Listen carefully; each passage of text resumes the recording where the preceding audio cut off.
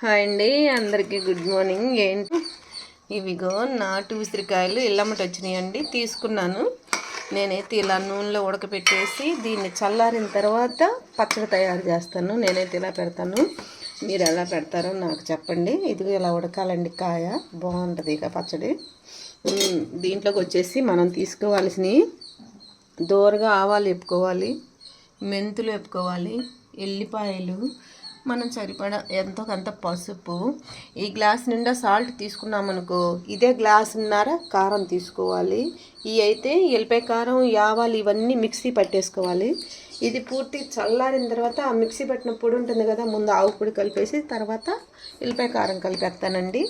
దీంట్లోకి కాంబినేషన్ తర్వాత చూపిస్తాను. ఇదిగోండి, చక్కగా ఉడికిపోయినాయి, చల్లారిపోయినాయి. ఇప్పుడు నేను వీళ్ళాక మీకు ఈ చూపించాను కదా, ఆవాలు మెంతులు ఏపి రెండు కలిపి పేస్ట్ పట్టాను. ఇక విడివిడిగా పట్టకుండా ఇలా మొత్తం దీన్ని పట్టించేస్తాను. చేతితో తిప్పుతున్నా, అదే బాగుంటుంది అని. తర్వాత ఎల్లిపాయ కారం, ఇలా కారం తీసుకున్నాను కదా, ఎల్లిపాయ కారం ఇలా పట్టాను.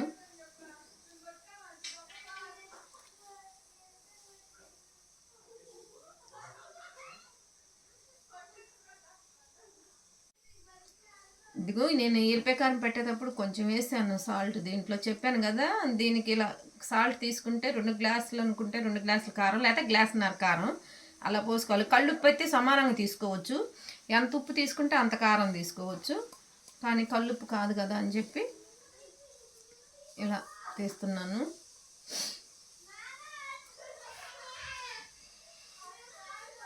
అంతేనండి, దీన్ని ఇలా పట్టించేసి చక్కగా గంటతో కలుపుకునే పని ఉండదు.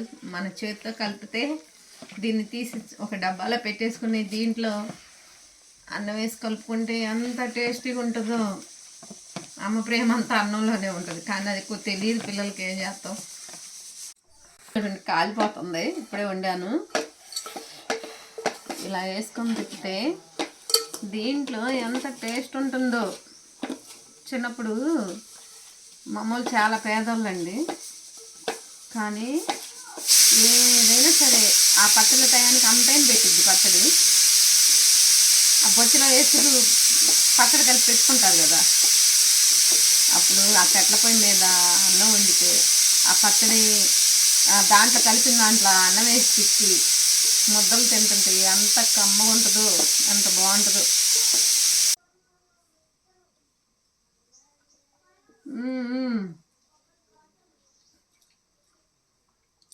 అసలు ఎంత కమ్మగా ఉందంటే చెప్పడానికి లేదండి, భలే బాగుంది.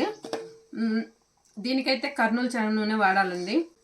ఒకసారి ఇలా ట్రై చేయండి. ఉత్తపప్పు అయినా సరే, టమాటా పప్పు అయినా సరే, లేకపోతే వేడి అన్నంలో ఉత్తదైనా సరే, ఇది వేసుకొని నెయ్యి వేసుకొని తింటే సూపర్ ఉంటుంది, చాలా బాగుంటుంది.